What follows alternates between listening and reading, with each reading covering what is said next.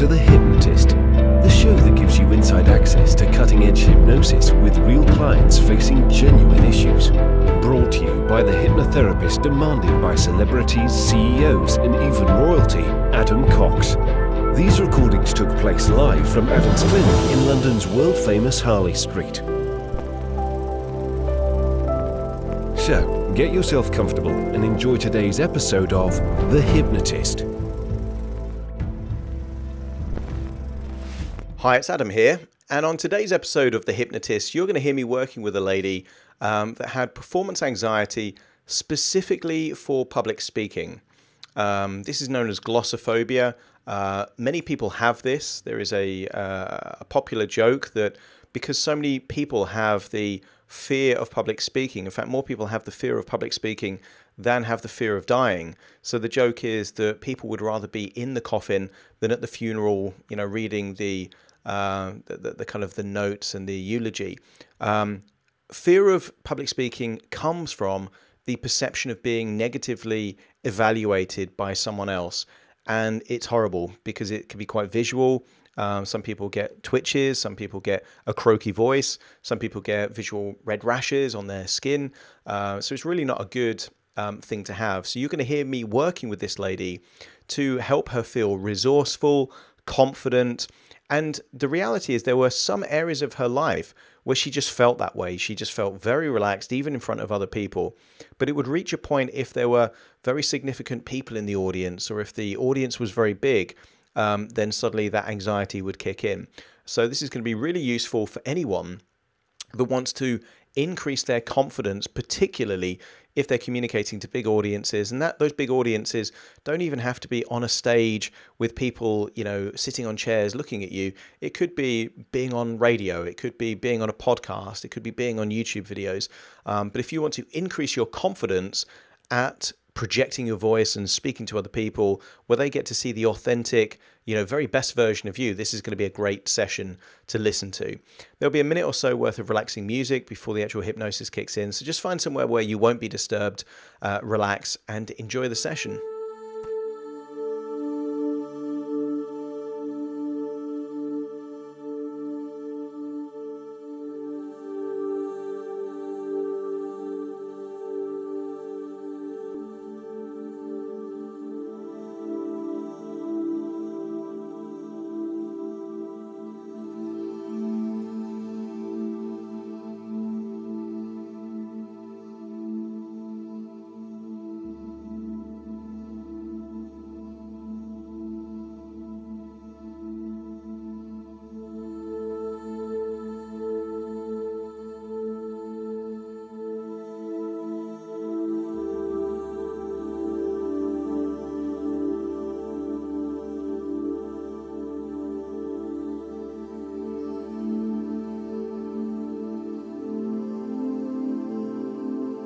Take a nice deep breath in,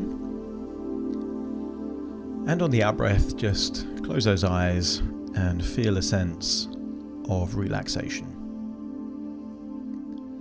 And as you breathe in, I want you to imagine that you're breathing in just a feeling of tranquility and relaxation, just to kind of start easing any feeling of tension in different parts of your body. Breathing in a feeling of relaxation, and as you breathe out, just imagine that you're releasing a feeling of tension. And occasionally while I'm talking, your conscious mind will pick up on different sounds, perhaps sounds in the room or sounds elsewhere. And in a strange and contradictory way, these distractions will do exactly what I need them to do. Because the more distracted your conscious mind is, the better able I am to influence your unconscious mind. Because most of what you do is not conscious but unconscious. You're able to breathe and blink and walk and talk, and you do all these things without conscious decision making. This is what we call autopilot, and the vast majority of what you do is automatically.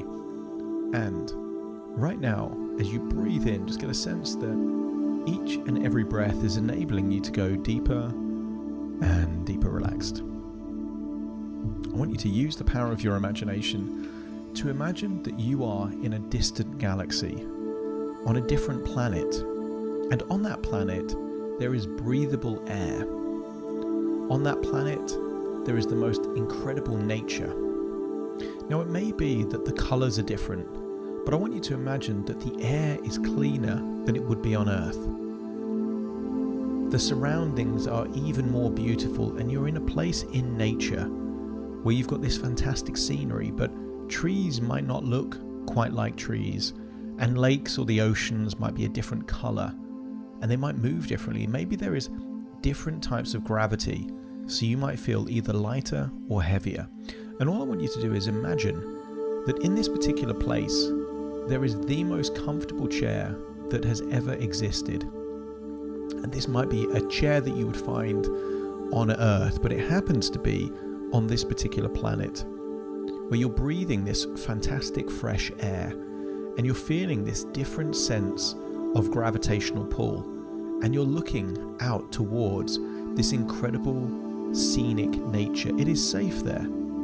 It is quiet there.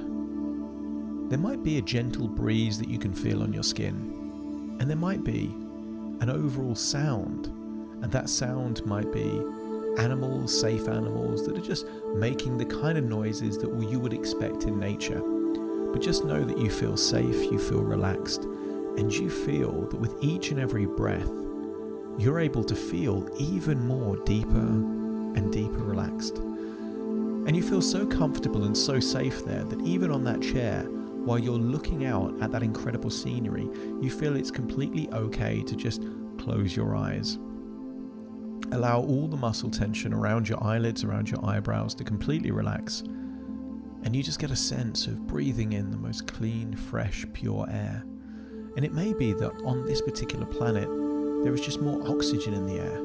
So as you breathe in, you just know that you're replenishing your cells with even more of what they need most.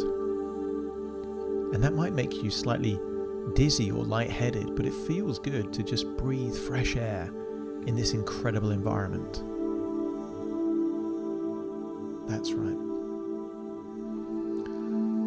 And I want you to, as you breathe in and breathe out, just to get an overall sense that in different parts of your body will be different levels of tension. And I just want you to hone in onto the parts of your body where there is likely to be more tension than other parts. And right now I want you to focus on the muscles in your neck and your shoulders. And as you do that, I want you to get an overall sense of you becoming deeper and deeper relaxed. That's right. Focus on the tension, breathe in, and imagine that any tension is almost like knotted elastic bands. And as you breathe in this feeling of relaxation, just imagine that those elastic bands become untwined, unknotted, more and more relaxed. That's right. And while you're lying on that chair feeling relaxed, feeling that muscles that are tense are just naturally organizing themselves to become less and less tense, you're able to breathe deeper. I want you to imagine what it would be like to be able to travel back and forward in time. As you lie on that comfortable chair, breathing in that fresh air full of oxygen, you get an overall sense that what if you could travel back in time to a specific memory where a specific part was created. Now, to create this part, what I want you to do is to imagine a time where you were performing. You were performing in front of people, real people, perhaps on a stage, or perhaps an audience of people, maybe through social media or video conferencing. And when you can imagine a recent time where you felt genuine anxiety, that you weren't at your best, I want you to place yourself in your imagination, so as if that is happening in the present.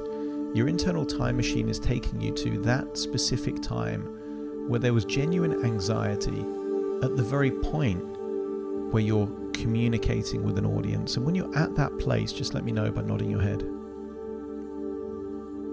That's right. Now I want you to just point to which part in your body you feel an increased amount of tension that is related to the anxiety. Where is the anxiety located?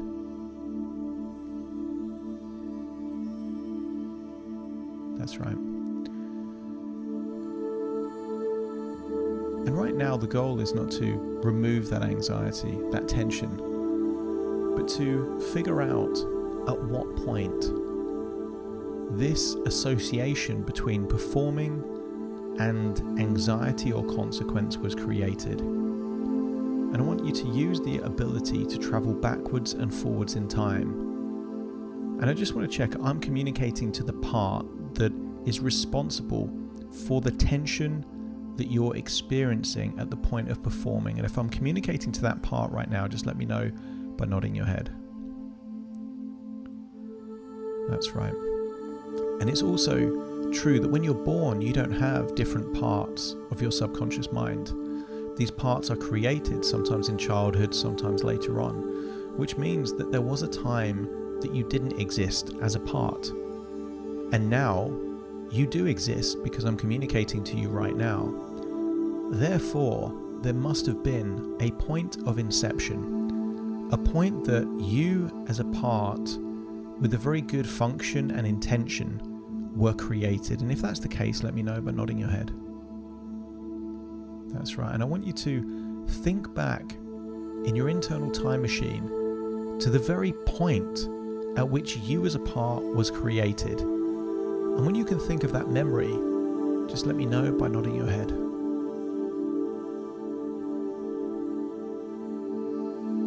And I want you to now travel back to that moment as if you're witnessing the version of you, the younger version of you that it happened to create whatever the emotional material was, to then create this part. I want you to witness exactly what happened to the point that you're convinced that that was the point of inception. And if you witness the point of inception to which this protective part that feels the anxiety when performing was created, just let me know by nodding your head.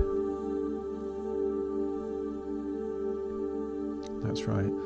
And if it feels emotional, just watching that, just let me know again by nodding your head. That's right.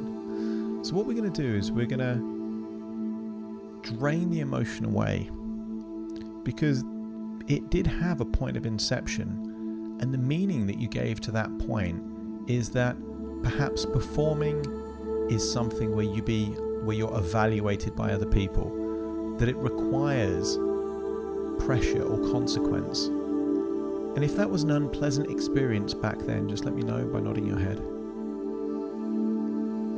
Okay, and if your function is to avoid negative emotional consequences like embarrassment or humiliation or negative approval or evaluation from other people, just let me know by nodding your head. That's right. And I'd like to say thank you for the positive intention and function that you serve. And I think what you have done and aim to do is very honourable. And I would like to give you an increased level of responsibility to help in a way that you haven't been able to help before.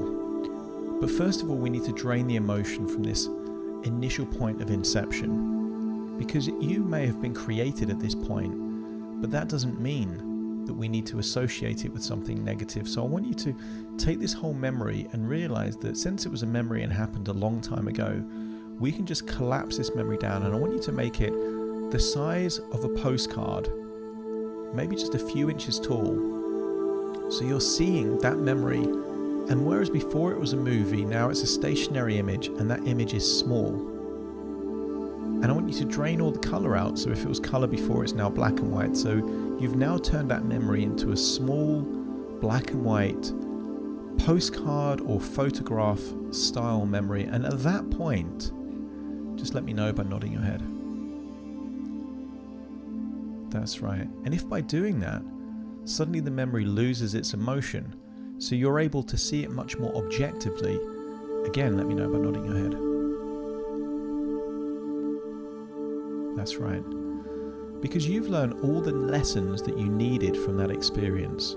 It happened a long time ago, and it was enough to be traumatic that one time. So it doesn't need to be traumatic every time you think about it. And if your unconscious mind is happy that it now understands that this happened a long time ago, and that we can give new meaning to that particular memory that can enable you, whenever you're thinking about performing or speaking in front of other people, to have a more useful, resourceful state. Let me know by nodding your head. That's right. Because at the point of actually performing, there is another part of you that is going to be more suitable for that particular role. But that other part can only work if you do your job to protect against negative evaluation and the possibility of humiliation. Now, at this particular point, I'd like to suggest a new strategy and a new role to enable you to be able to protect in a much more eloquent and effective way than you've ever been able to protect before. And if you're receptive to that new increased level of responsibility to protect even better than you've ever done before, let me know by nodding your head. That's right. And I'd like to suggest that one of the key things required for any form of public performance, whether that's on a stage, whether that's on camera, whether that's on social media, whether it's 5 people or 5,000 people or 500,000 people, what is essential is the adequate amount of preparation. And they say that the right amount of preparation can make the difference between a good talk being an outstanding talk, a reasonable performance being an outstanding performance. Now, there is another part of you that loves to communicate, loves to be in flow, to be able to channel all your resources to be the very best version of you. And I would like to suggest that that would be a more suitable part to actually do the speaking. Because you don't like being in front of an audience. You've only ever wanted to protect from this feeling of negative evaluation or humiliation. And if you're receptive to helping the part of you be able to perform better than ever before, and you can still protect better than ever before, let me know by nodding your head. That's right. And now what I want you to do is I want you to accept that preparation, forward planning, the ability to mentally rehearse different things that you could say could be a useful form of preparation. And the right amount of anxiety is a useful signpost, a useful action signal to help you prepare in the adequate way. And what you'll find is that the better prepared you are, the less anxious you feel. And actually, by preparing well or doing something that you know is within your skill set or the kind of content that you can talk about comfortably, in fact, there is just no anxiety because it is not necessary to prepare any more than the level required to give the right level of performance. And if that's accepted, let me know by nodding your head. That's right. And now what I want you to do is I want you to imagine that because you're no longer the right person or the right part to actually do the performance, we need to work out which is the right part to do the performance. So all I want you to do is I want you to think of a different point in time. And that might be a point in the future, or it might be a point in the recent past where there would be an opportunity to communicate with an audience. And I want you to let me know at the point where that would be something that that could happen, but you're actually doing. And when you can see that scene in front of you as if you're actually doing it, just let me know by nodding your head. That's right. And because you're not the right part to do that, we need to access the part that is more responsible. And all I want you to do, this scene in front of you, and maybe it's a camera, maybe it's an audience, maybe it's something else. Whatever it is, all I want you to do is to put a frame around the image in front of you and then shrink that image down to the size of a tiny coin several meters in front of you, and then replace that with a really big image, a moving image, brightly colored, of you seeing the version of you that loves communicating, that loves performing, that loves this kind of stuff. And I want you to see them doing it in a well-prepared, channeled way, and it's the very best part of you doing that performance. And if you can see that image having replaced the other image, let me know by nodding your head. And perhaps that audience is known, you can see them, you can see their eyes, or perhaps the audience isn't known and you just know that they are viewers somewhere out there watching your performance, maybe through a camera or social media or some video conferencing. And at that point, I want you to create a frame around that particular image. And all I want you to do is to shrink it down, whoosh, all the way down to the size of a tiny coin, a few meters way back, and then instantly replace it with a big image. But this time you're seeing the part of you that loves to perform, that just feels like you can effortlessly communicate. And this is in color, and it's a movie, and it's bright, and it feels so compelling, but you're seeing yourself doing exactly what you would want to do in the way that you would want to do it. And if you can see that, just let me know by nodding your head.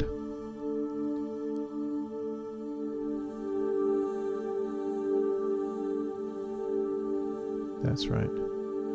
We're going to do that a couple more times. So each time I want the beginning scene to be different. So it might be that you're on a stage, and then you might be in front of a camera, and then you might be in front of a laptop with a webcam. And each time the performance trigger changes.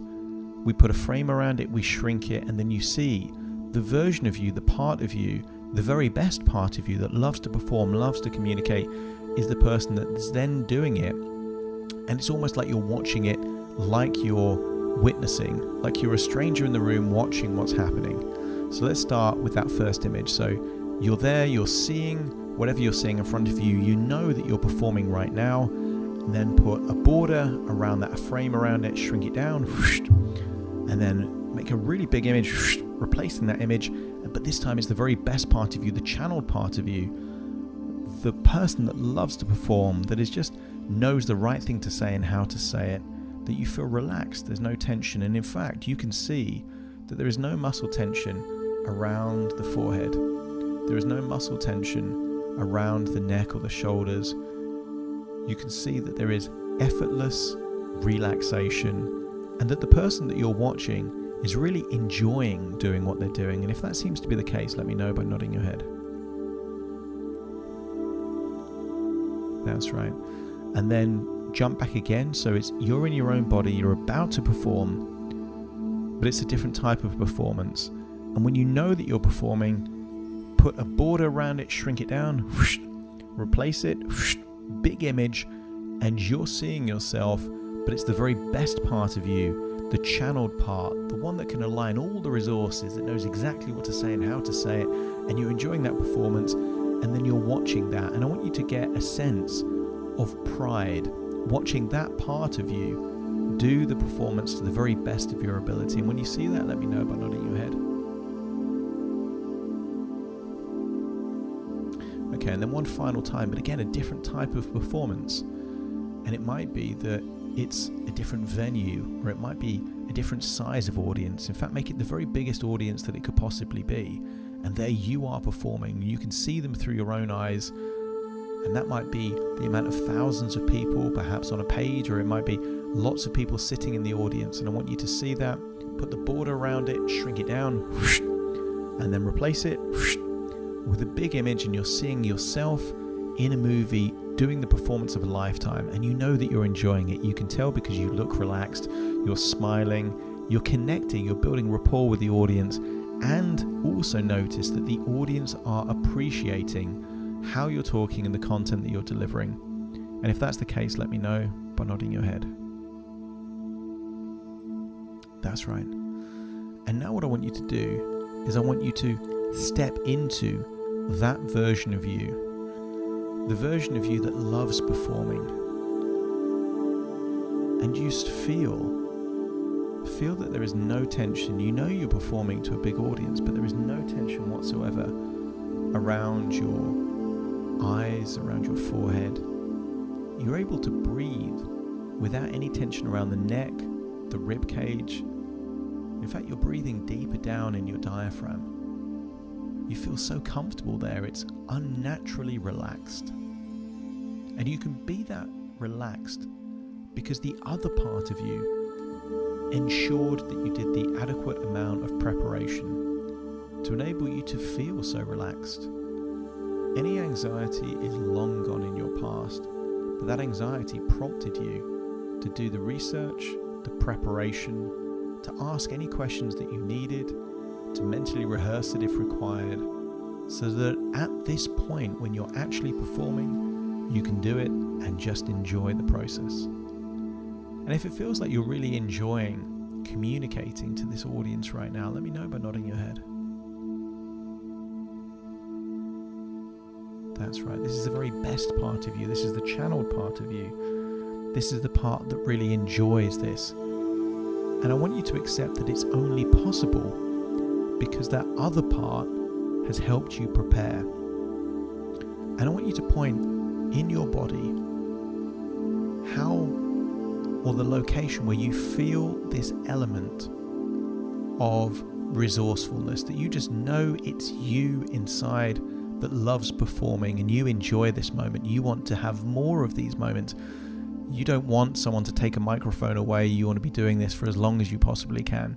I want you to point to where you feel that feeling of resourcefulness and relaxation and comfort in this type of context, and just point to that now. That's right. And I want you to leave your hand there.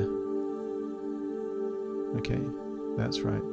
And then I want you to use your other hand to point to the part where the anxiety was located, the part that was trying to protect you from any kind of embarrassment or negative evaluation. And that was there, that's right. And all I want you to do, to the point where you're happy to work as a team.